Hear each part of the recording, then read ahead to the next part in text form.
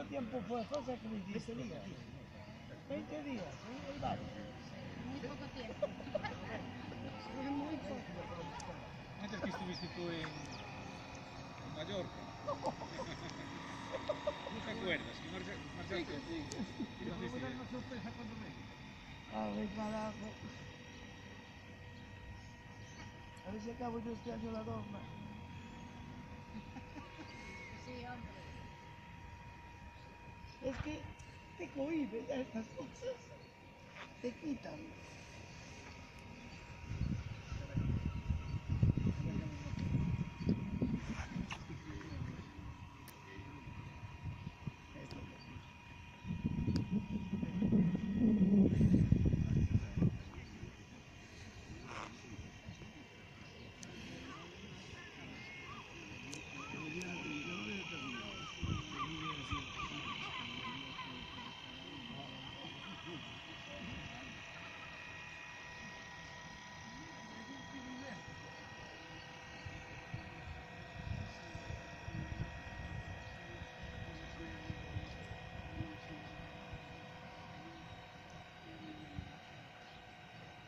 Estar en esta vida es un privilegio, ¿no? Es que jode porque estás trabajando y es un privilegio.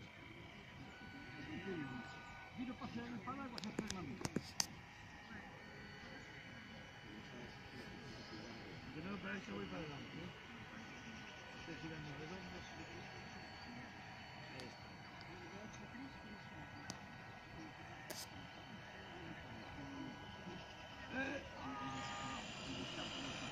Pleno.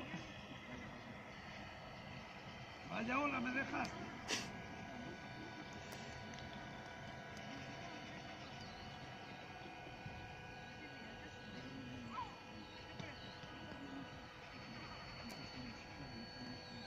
Y miramos los goles que estamos hablando, cuando miramos uno con otro.